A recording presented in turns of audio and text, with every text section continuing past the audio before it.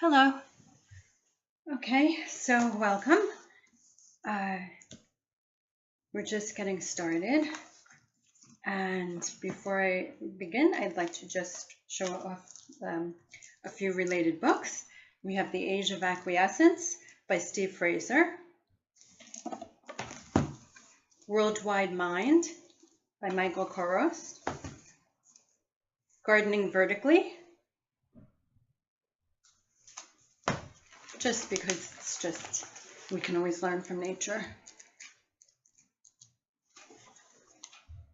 And that's by Naomi Villard. And then Bloomberg Business.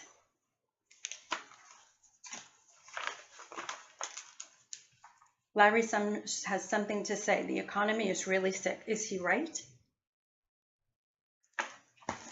Time Out New York, Bud and Burgers. Of course, keeping it real. Gladiator. And that was on, Time Out New York. And this is Smithsonian. And that's, we don't want to make mistakes of the past. Road and Track. Perfection. Isn't that what we're in the pursuit of, even though we like to say we don't need to be perfect? Entrepreneur. Young Millionaires. The Next Generation Has Arrived. And Popular Science. Mark Zuckerberg. On Facebook. Okay, so.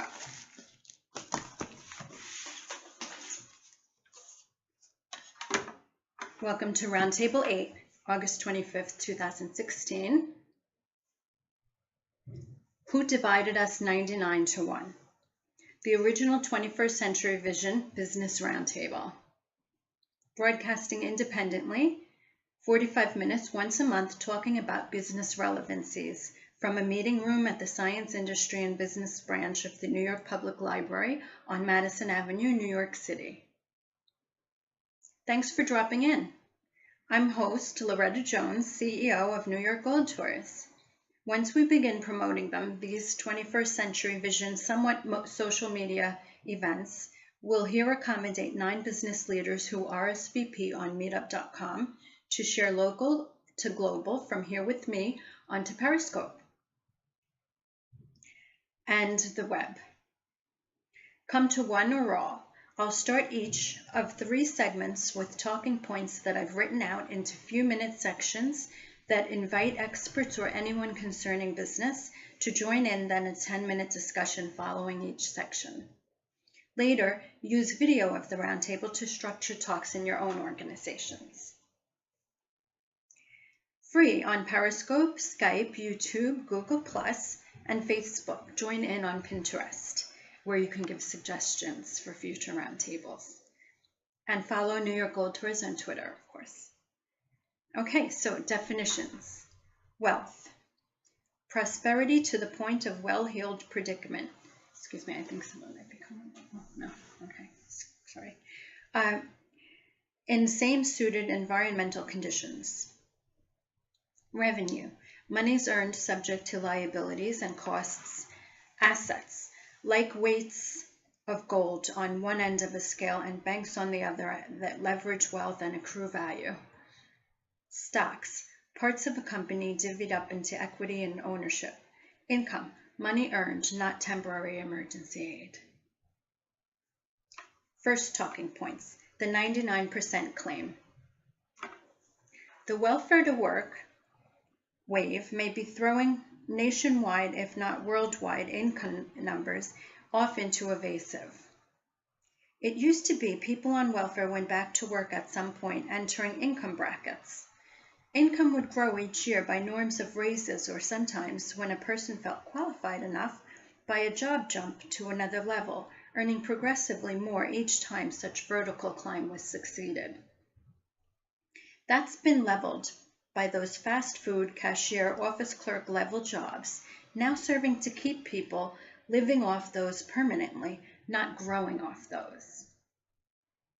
As welfare required people to work for their welfare, employers got benefits of hiring those workers and keeping those workers at those wages, which are just enough to couple with welfare benefits at amounts enabling and requiring them to get both their wages and their welfare. It's called temporary assistance or emergency benefits, Medicaid, and the like.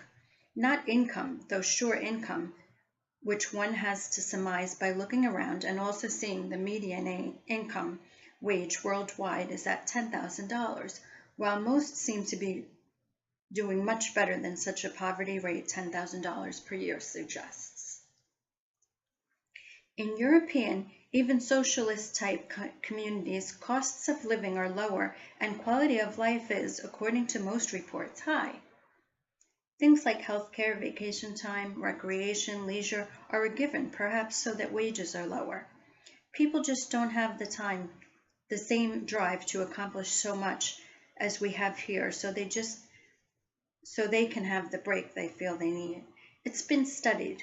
If we factor in what our government has done with the welfare to work, it's no surprise that the median welfare rates or Social Security income that were traditionally $4,000 to $10,000 per year are keeping salaries still at that rate, just to have that little bit of better than poverty rate when factoring in costs of working, like meals, clothing, and such. The poor are stuck at a non-living wage since none of the benefits work usually brings are here free as they are elsewhere, like costs associated with child raising, transportation, etc. And the numbers reflect those masses of poor still on welfare or Social Security rolls, getting income not quantified as income. They won't make it to middle class. Now when they're working, they're now labeled the, with a capital T, working poor. The middle class stare down a different squeeze, boundaries from overconsumption, overpriced baseball tickets, salaries of the overpaid varieties that give them a kick of super entitlement each week that produces spend-a-thon shopping habits that carry over into homes still too big, cars maybe many, and feelings of elitism that used to be reserved for the rich. They can't be blamed. They didn't set out to behave this way. They just were raised into it. We have to account all the Ivy Leagues buying up property in their hoods to house student bodies increasing into record numbers than ever before educated. City and state colleges and universities mountained out the same growth and expansion to increase enrollment. So with the average high school graduate going to college, starting wages in employment arenas are higher than ever. These highly paid individuals can cultivate lives that practice frequent flying, jet-setting mentalities more transient than ever, willing to go wherever the job is if the money is right, as so too are corporations, with those things coming together at just this right time of world embrace and new workers in the job market. Only now it's also up and down our city streets that these, if not gigly hired souls, tromp happily and obliviously amongst the rest of us. One wonders when the driving speed limits will come down to save the collateral death tolls from happening as invincibles drive Range Rover-esque to pick up the kids once they're later behind the wheels driving. All that from money and its effects on patterns of behavior from impression it's had on its behoovers? I think so. We've all got our mind on our money and our money on our minds. If our brains are shaped by patterns and grooves formed in our brains by behavior, making some characteristics or traits more likely, then yes, the middle class may have some overpay issues to face if they want to see things more rationally than 99 to 1 percentiles. Just saying. In our percentages too, we have the sustainability few willing to live responsibly who can afford to have environmentally friendly homes and offices designed to meet the needs of environment. But I'm not sure about them recognizing the needs of the world around them in which they situate. Often, they're constructed amidst neighborhoods they haven't and won't soon embrace. Finally, there's the rest, the upper, not utmost class.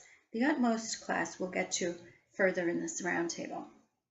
The upper class, I think, are same old, wouldn't you say?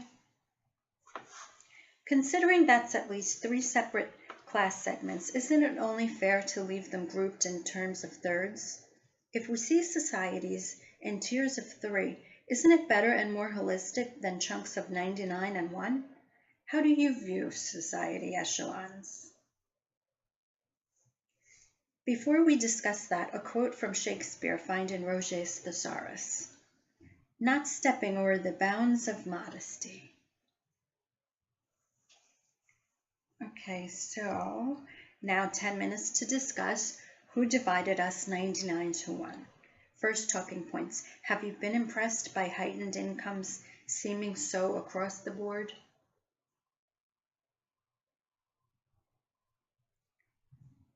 So if anyone would like to join in, we're open for discussion now for 10 minutes or for on the video of later use for a pause so that it can take 10 minutes to discuss.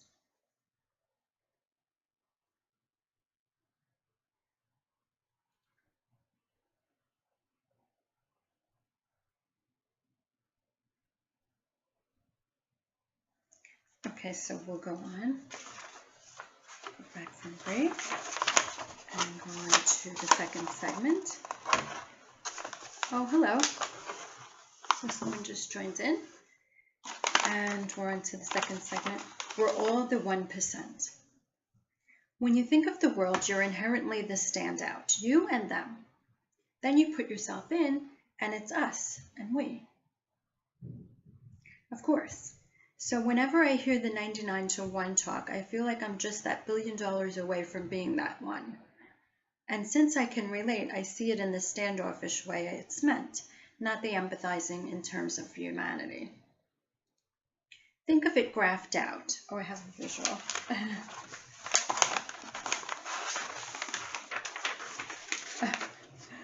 Like that.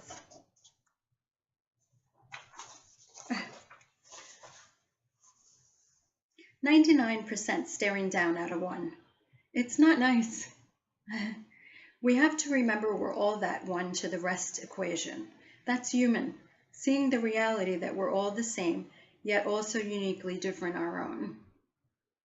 If after time we've managed to accumulate such truths as classes, we've got to respect the facts of those variations underneath the principles that we're all nonetheless the same. When we think of the billionaire class today, it's not unlike millionaires used to be when considering how easy it is today for people to earn just 6 figures. I guess on the cusp of this higher salaried world, most of us wished to become a millionaire, either just in playing the board game or really in earning our first few or in winning like those lucky gamblers lotto about day after day, week after week. So to want to crucify the tokened 1% is disingenuous. Further, Hillary Clinton is proposing to tax millionaires for 1/3 of their income so that millionaire mark won't even be like having accomplished much anymore. Billionaire will be for what we strive. And then Trump believes in torture, so there's the values there. In any case, $100,000 a year used to be a life of having it made in the shade. Now it's like a starting salary, and there's little self-respect when it's wrought with the phenomenon we discussed above in segment 1. And so this uppermost class, the elite 3-figure millionaires and billionaires who ask they get taxed more, are exceedingly accountable in our ever more transparent world. We should understand how socially responsible the world is growing as well, more interconnected than ever before and less apt to tolerate injustice. Things will level out and eventually because it's a give and take. Another reminder that we're all for one and one for all, really.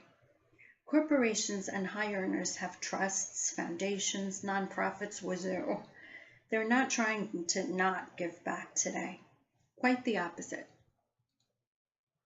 So the financial disparity should be none of our business, right? Like tending to our own lawns if we want our own gardens to grow. Other kinds of responsibility should concern us, like holding our regulators to regulate, to bring fairness to food manufacturers, to stop them from putting harmful ingredients in food. I couldn't imagine making something that had something in it that could hurt people and going ahead and selling it anyway. Yet, the food manufacturers do it for generations on end with no one stopping them. Where are the regulators? Mine was a family that didn't buy the Wonder Bread. My mother bought granola, I think by Arnold, but it turns out they put just as much damaging ingredients, but at least it had some grain. I've been organic for more than 20 years now, so I do my part where my bottom dollar is, since that's all I've got. But it's nothing new, folks. We've not done well at holding companies like food manufacturers to task. But turning against wealth misses the boat. We're in a good position now to direct some of that wealth by making demands, seeking justice, and living rightly. Don't you think? So before we discuss that, a quick quote from Mazzini, found in Roget's Thesaurus, and who, according to Wikipedia, was a politician, journalist, and activist for the unification of Italy. Nations, and pray for Italy, by the way, with the earthquake so recently. Nations are the citizens of humanity, as individuals are the citizens of the nation. So now 10 minutes to discuss who divided us 99 to 1. Second talking points. Aren't we all that one? Okay.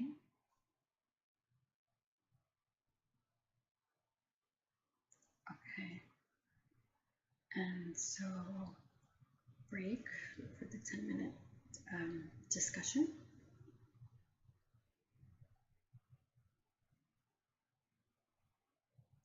And now we come back for the third section, talking points, third and last final section. By other means, by other measures. The 99 to 1% measure seems unfounded to me as a highly inflated look at income amounts rather than having anything to do at all with equity or division. So next time someone wants to divide us into the 99 to 1 percentile in a measure not worth a grain of salt, stay productive and constructive, maybe just say no. Truer measures of equity might be percentages a company gives back, what worth they invest in the community in which they're housed, or from which they pull their earnings. Can you suggest any more relevant measures to consider than that which pits us 99 to 1, even if that one holds most of the money when we look in pockets maybe we shouldn't be looking? Before we talk, on our last discussion, a quote from Washington found in Roget's Thesaurus. The administration of justice is the firmest pillar of government. And government is of the people, right? So 10 minutes to discuss who divided us 99 to 1. Third talking points. Any other measures to read?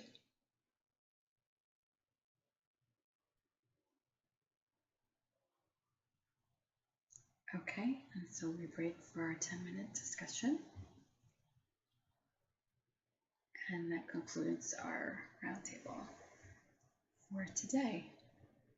Okay, and thank you so much for joining, and best wishes. Take care.